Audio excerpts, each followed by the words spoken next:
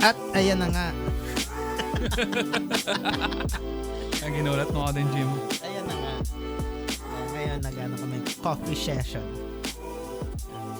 Marami lang kami dito. Iniinom po namin ngayon ay Nescafe Gold. Puro. Wala masyadong asukal. Dahil tayo ay medyo nagkakaedad na. Kakaedad na. Iwas diabetes po. Diabetes. Di pag talagang umiidad ka, Jim, parang automatic, mas sumasarap na. Hindi siya sumasarap parang mas nagugustuhan mo na yung mas hindi masyadong matamis. Hindi matamis. Yung akala natin sa mga matatanda lang. Pero ngayon mo marirealize po na. Kailan mo na yun, Jim? Kailan mo nakita yun yung nakikita mo yung magulang mo nun, di ba? O kaya yung sinusunod sa inyo. Ayaw nila nang masyadong matamis. Tapos kailan mo na-realize na putik, ganun na rin ako. Yun, na-enjoy mo na yung yung purong stick ng kape na sobrang pait. yung partida walang asukal, walang creamer. Yun lang, pampagising talaga. Pero ako ngayon hindi ko kaya yun. Hindi pa rin. Meron ako konting asukal. Although hindi na siya matamis pero lalagyan ko pa rin ng asukal na konting-konti. Mga kalahating kutsara. Actually, ganun rin ako. Pero nung kasi parang natamaan kasi ako ng glucosuria nung nakaraan Ano yun? Mataas yung yung blood sugar. So parang nasa borderline ako ng diabetes. So naghinay-hinay ako sa matamis. So far naman, sa awa ng Diyos, hindi natuluyan. Clarity. Tango-tango ka lang muna, gulay-gulay ka lang muna. Gulay-gulay muna tayo kasi alam niyo, may bata na may na. Pero okay na nung kabataan natin. Naalala ko. Nung college yun, nagdala ng kape na may 1 litro. Lalagay sa 1.5. Putang na, naalala ko rin nung college.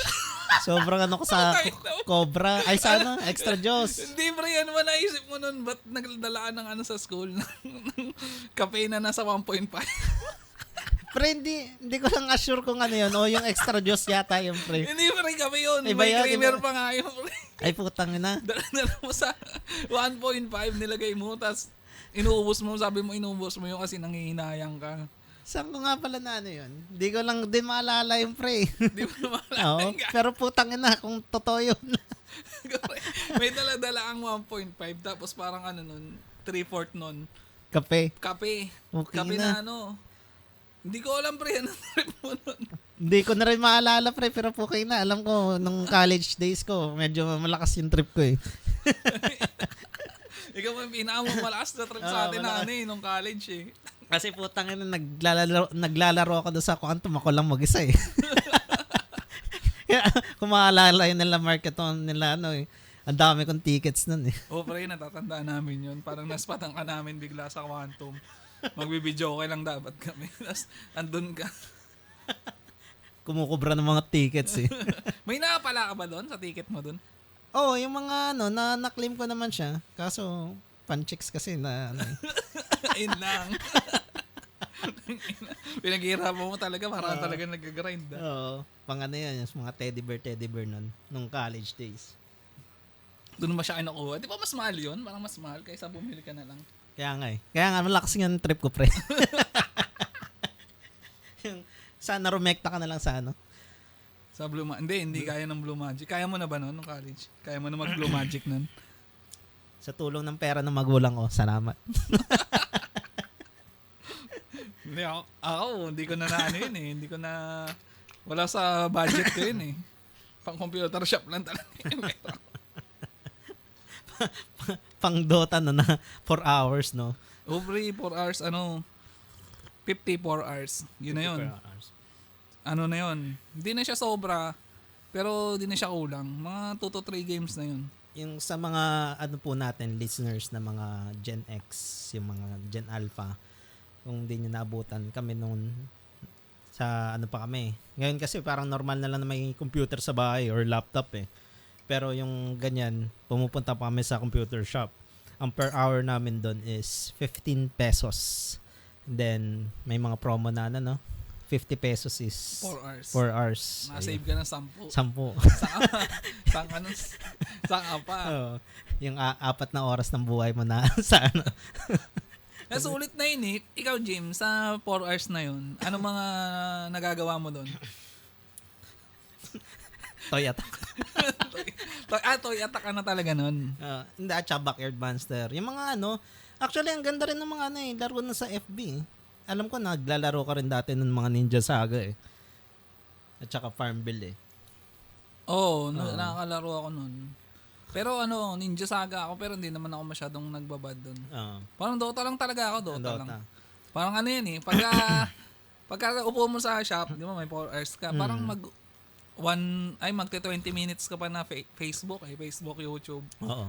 Tapos tsaka ka mag-i-start ng Dota. Pag 1 hour ka lang kasi, hindi mo magagawa yun kasi diretso Dota ka na kasi. Pag pagka nag-FB ka pa, hindi mo matatapos yung isang game. Hindi. Dapat sulit yun. Sulit na maka-isang game.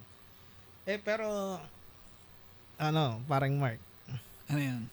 Paano mo naman sa amin yung ano po ba yung Friendster? Hindi ako masyadong nanay sa Friendster eh. Hindi mo nabutan. Saktuhan lang, parang late ako eh. Late ako nakapag dyan eh.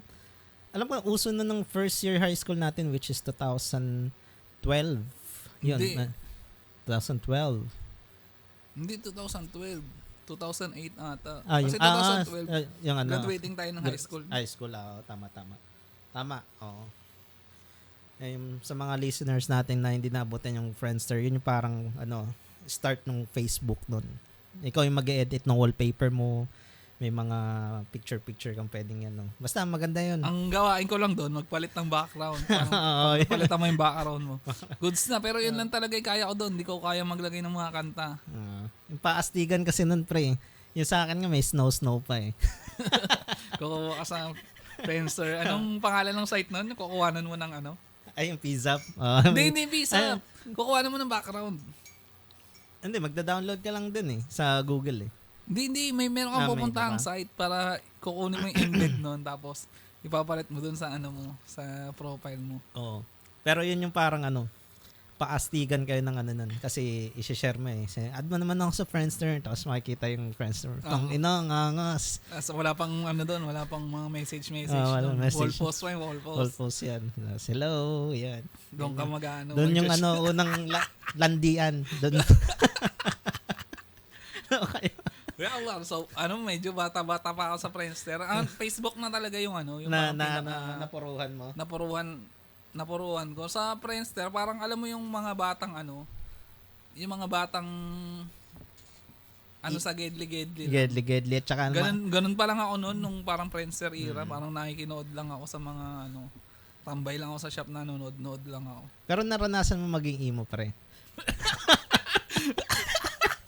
Hindi, pre. Alam ko, one point na kasi putang yung mga tugtugan nung erang yun eh. Second hand. Gusto ko maging emo, pero yung talagang full-blown emo. Hindi ko Gusto lang sana parang forma ka lang, pero hindi mo makukuha yung talagang lifestyle ng emo eh. Pero nakapag-bangs ka? Nag-bangs ako noon. Ganun lang. Forma lang. Pero parang yung time na yun, yung ginagawa ko parang pampulubing emo yun eh. Parang bootleg. Hindi talaga siya hindi. Isa sa naalala ko, pre, putang ina. Eto, meron akong tsahin. Kinuha kong abay sa kasal nila. Ano yun? Parang emo days nga. Putang ina, nakaganon yung bags ko talaga. Ngayon, netong lumaki na ako, napapunta ako sa kanila. Putang ina. Yung picture na yon ng kasal nila. Ay, putay na nandun sa album. Hindi sa album, pre. Nakasabit sa wall. Ang laki. Tapos nakita ko yung itsura ko doon, pre. Nakagano, no? Yan yung sa kantang My Way, I Have Regrets. Yung pala talaga yun. Parang dati sinasabihan ako, pagsisisiya mo yan pag Pero hindi ako naniniwala. Sabi ko, angas-angas na ito. Angas-angas ang bangs ko. Ngayon, pre, puta, hindi na ako pumupunta. Hindi pa ako nakakapunta ulit sa kanila. Ayoko na po na pumunta doon. Yun yung parang talagang ewan ko kung tawag doon is JJ. Hindi, iba yung term ng JJ. Parang medyo minsan napag-aano sila kasi yung mga pumopormang emo nun, kasabayan din ng JJ era yun eh. Pero yung JJ era kasi, wala siyang hindi naman siya forma, hindi naman siya lifestyle eh. Yung JJ mo na tinatawag, way ng pagte-text yun eh. So parang na-associate na lang kasi halos lahat dati, yung mga formahang emo, yung mga bootleg emo, ganun yung suot. So parang yun yung naano sa kanila. Tapos yung JJ Cup, naka-JJ Cup sila. Pero yung yung usapang emo yan, actually gusto ko rin i-try. Kaso putang ina, may pa-blade sila. Oh, man. Takot ako. So, tangina, hindi ko kaya. Yun, yung mga malalakas ng yung mga talagang tunay. Hindi man tunay, pero parang sila yung mga talaga. Mga, tangina, labot na ito. Nagawa niya yun. Pero pag nakita mo yung last ng blade pa rin, saan epidermis lang. Minsan nga hindi nga tumama doon sa sa ng dugo eh. Oo, wala talaga. Parang lang masabi na na emo ko, na ko yung pain. Oo. Na pain is ang tawag doon, magde-distract sa'yo. Oo. Pero hindi, magandang lang din yan kasi okay na. Talagang mapapano ko sa emo days kasi maganda yung mga kantaan, yung Jenny. Tapos pa ba yung mga ng emo? May mga yun eh. Second and serenade. So yun yung dahilan kaya maraming naging emo nung panahon na yun. Pero kung may chance, Jim, magiging emo ka nun, nung time na yun. Pupormang emo ka. Siguro, kasi may chicks na emo eh. Magkano ka dahil magbabangs ka? Nagbangs ka ba? Nagbangs ka? Hindi. Tangin na yung... Ba't hindi ka nagbangs? Yun ba't hindi ka nagbangs nung time na yun? Pero ang ko talaga is, parang nakasanayan ko na is brush up from elementary to high school to college. Kung napapansin nyo, gel talaga ako. Kahit sabihin na nila na pag nag-gel ka, makakalbo ka. King ina nyo. Pero so far, ikaw, ang naano ko sa inyo nun, hindi ka nag-gel eh. More on wax kayo eh. Wax ako nun, wax kasi meron akong tropa nun eh. Siya yung siya yung supplier ng wax mo. Sa kanya ako tumitingin ng mga pag may mga bagong formahan, may bagong trend.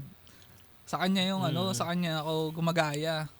Kasi nung era ng wax, mas advanced siya. Hindi ko alam kung bakit, pero meron na siyang clay. Naka-clay doon na siya. Si Watts ba yan? Hindi na. Hindi, pre. Yung tropa ko to si Jello. Sa kanya lagi yung naka-gano na siya. So, ang astig ng mga nila, pagkaka-spike ng Oo, pre. Pag nakita mo yung tropa ko na yun si Jello, ang akas lagi ng buhok nun. Laging kung anong ginagawa nun, gagayahin ko rin. Meron yung pre, butan, may isang summer, nakita ko, nakamuhok. Nakamuhok nung gano'n, no?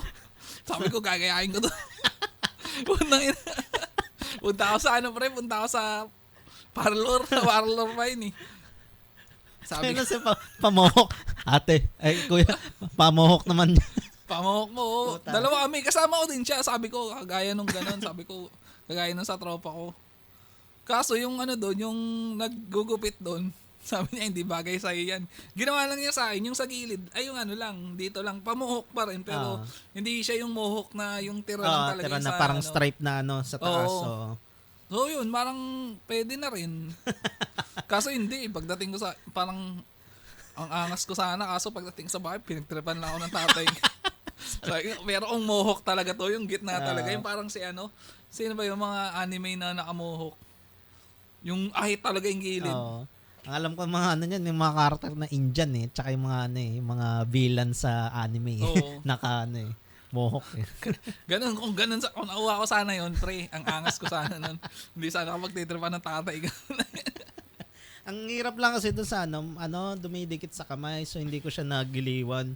So ang ko talaga is gel kasi parang pagka isang buong buong araw eh. Buong araw na yun. Tapos ba yun eh?